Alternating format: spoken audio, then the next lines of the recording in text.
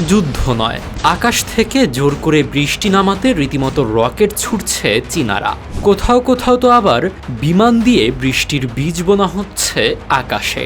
প্রচণ্ড খরার হাত থেকে বাঁচতে বা ধুলোময় আবহাওয়া পরিষ্কার করতে এই অভিনব পদ্ধতি ব্যবহার করা হচ্ছে।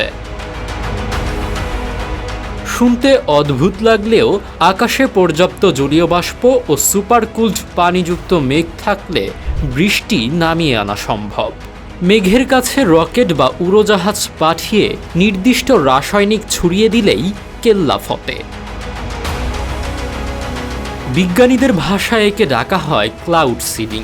আকাশে জলীয় বাষ্পপূর্ণ মেঘ যখন নিজে থেকে ঝরে পড়ার মতো ভারী থাকে না, তখন রাসায়নিকগুলো কাজ শুরু করে। সিলভার আয়োডাইড বা শুষ্ক বরফ মেঘের ভেতর ক্ষুদ্র বরফকণা তৈরি করে চারপাশের জলীয় বাষ্প টেনে ভারী হয়ে বৃষ্টি হিসেবে ঝরে পড়ে। আমাদের ভিডিওগুলো ঢাকা থেকে দেখছেন মিজানুর রহমান, চট্টগ্রাম থেকে দেখছেন মোহাম্মদ আবিদ, সঞ্জিত চন্দ্র দেখছেন সিলেট থেকে, মোহাম্মদ খায়রুল ইসলাম দেখছেন পাবনা থেকে এবং বগুড়া থেকে দেখছেন কাজী মাহিন। আপনি কোথা থেকে দেখছেন তা জানিয়ে দিন কমেন্ট বক্সে। এই সিলভার আয়োডাইড অত্যন্ত সামান্য পরিমাণে ব্যবহৃত হওয়ায় এটি পরিবেশ বা মাটির জন্য তেমন ক্ষতিকর নয়। প্রক্রিয়াটি অন্যান্য বিকল্পের তুলনায় বেশ সাশ্রয়ী। 1 একর ফুট পানি উৎপাদনে খরচ হয় মাত্র $10 থেকে $20।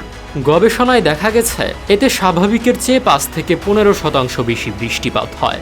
2008 বেইজিং অলিম্পিকের আকাশ পরিষ্কার রাখতেও এটি ব্যবহৃত হয়েছিল।